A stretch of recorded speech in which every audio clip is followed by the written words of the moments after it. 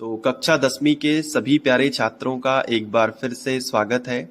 और आज का वीडियो है fill in the blanks English grammar पर आधारित। काफ़ी ज़्यादा डिमांड थी बच्चों की कि क्लास 10th के लिए sir fill in the blanks लेकर आइए जो इम्पोर्टेंट है। तो मैंने खुद सेलेक्ट करे हैं ये जितने भी फिल इन द ब्लैंक्स हैं। तो एक एक करके समझते जाओ कारण के साथ में और इनको लिख लेना।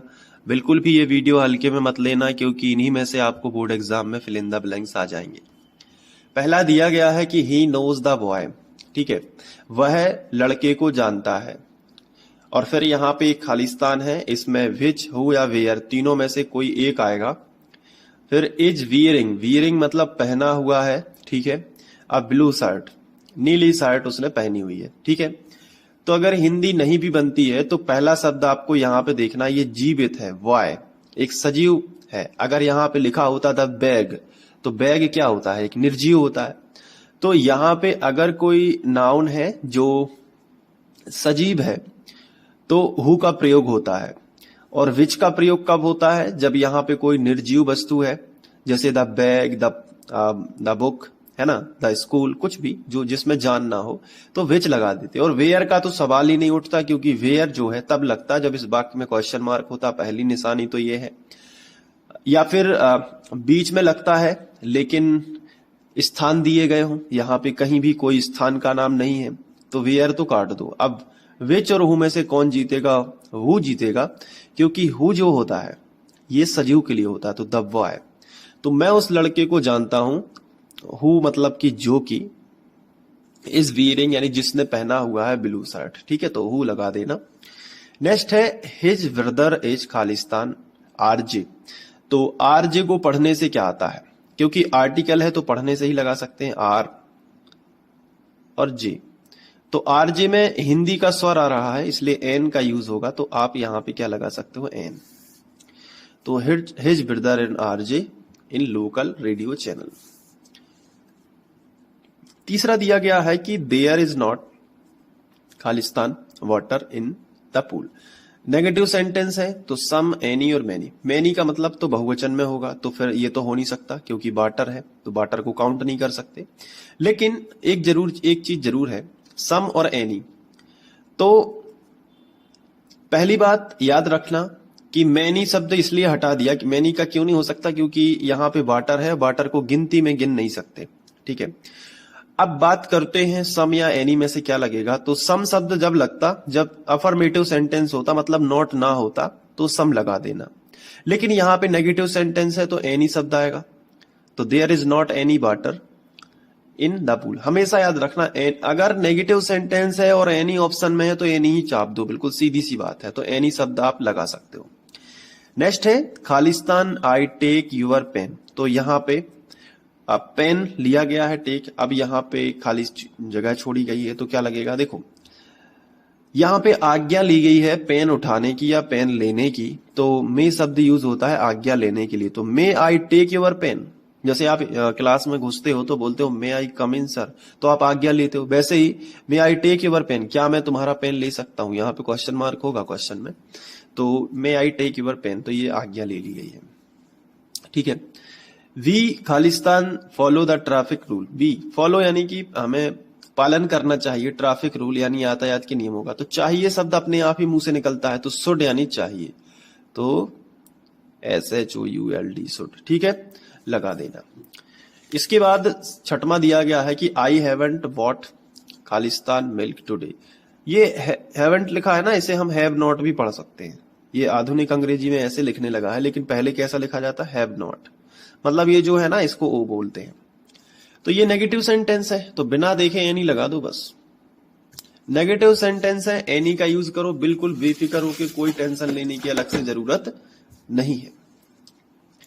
इसके बाद दिया गया है सातवां, हाउ खालिस्तान स्टूडेंट्स आर प्रेजेंट टुडे। तो देखो मैंने आपको बताया था कि मैनी शब्द कब लगता है, जिसको गिना जा सके या जो बहुवचन में हो। तो स्टूडेंट को गिना जा सकता है और वो भी कैसा है, बहुवचन में है, तो मैनी शब्द का यूज होगा। तो यहां पे क्या लगाएंगे, मैनी। हाउ मैनी और हाउ मैनी मैच भी करता है, हाउ एनी नहीं होता, हाउ मैनी ही होता है। तो how many students are present there, ठीक है, तो क्या लगा दोगे, मैनी। अब आप कहोगे सर मच का इस्तेमाल कब होगा? जब यहाँ पे शुगर लिखा होता, जिसको तौला जा सकता हो, ठीक है, जिसको गिना ना जा सके, उसे अपन मच के द्वारा यूज करेंगे, ठीक है, मच।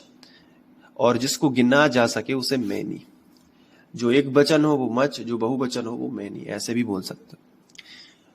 इसके बाद दिया गया है कि द अर्थ खालिस्तान राउंड द सन। पृथ्वी सूर्य के चारों ओर घूमती है, ये तो अटल सत्य है, और अटल सत्य प्रेजेंट सिंपल के द्वारा बताया जा सकता है। तो प्रेजेंट सिंपल में क्रिया में यस होगा, तो मूव्स, क्योंकि अर्थ एक वचन है तो मूव्स शब्द लगा देना, ठीक है। नेक्स्ट है कि ही always Khalistan on the time. He always, always शब्द यानी हमेशा, ये भी अटल सत्य है। तो इसमें भी क्या होगा, ही शब्द एक वचन है तो कम्स आ जाएगा, ठीक है। ही ऑलवेज, लेकिन ऑलवेज शब्द लग जाता है तो एस वाला कोई मायने नहीं रखता, तो कम ही आएगा। ही always come on the time. अब आप कहोगे सर अटल शब्द है तो क्रिया में एस ई एस क्यों नहीं लगा? क्योंकि ऑलवेज शब्द आ गया। ऑलवेज शब्द जैसे ही आया तो वो जो है एस या ई एस नहीं लगाने देता, तो क्रिया क्या होगी, केवल बिना एस ई एस की, क्योंकि ऑलवेज उसको बता रहा है कि ये अटल सत्य है।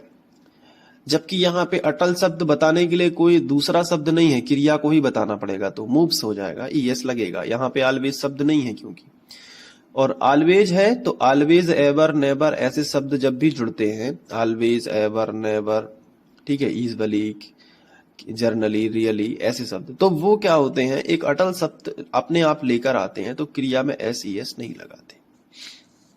नेक्स्ट है his father is Khalistan, MLA है तो एम से शुरू होगा, तो एडी की है हिंदी का स्वर, एन लगा देना, कोई दिक्कत नहीं है। नेक्स्ट है they have been playing here morning, और हेयर के बाद यहाँ पे खालिस्तान होगा। मॉर्निंग क्या है, एक मॉर्निंग में बताया गया है, लेकिन निश्चित चीज नहीं बताई है कि मॉर्निंग में कितने बजे। मॉर्निंग बता दिया तो अनिश्चित हो गया। अगर टाइम बता देते कि 7 बजे, 6 बजे, तो वो निश्चित हो जाता, बिल्कुल फिक्स कि भाई 7 बजे ही बोला है। लेकिन मॉर्निंग में अब 6 से 11 तक, 12 तक, 11 तक मान लो, तो सिंस ही लगेगा। अनिश्चित समय है तो क्या लगेगा, सिंस। तो they have been playing here since morning, ठीक है। आखिरी दिया गया है कि we went to Kashmir Khalistan April. तो कश्मीर गए थे, कब गए थे, अप्रैल में, तो इन अप्रैल, ठीक है, अप्रैल में इन, ठीक है। तो इन अप्रैल लगा देना, कहीं भी किसी भी स्थान के नाम के पहले हम एट लगाते हैं, ठीक है। और ऑन जब कोई किसी चीज के ऊपर हो तो ऑन लगाते हैं, टच में हो लेकिन ऊपर हो, ठीक है। तो यहाँ पे क्या लगेगा, इन ही लगेगा कि वी वेंट, हम गए थे कश्मीर, इन यानी मैं अप्रैल में गए थे, ठीक है। तो ये हो गए कुछ इंपॉर्टेंट चीजें।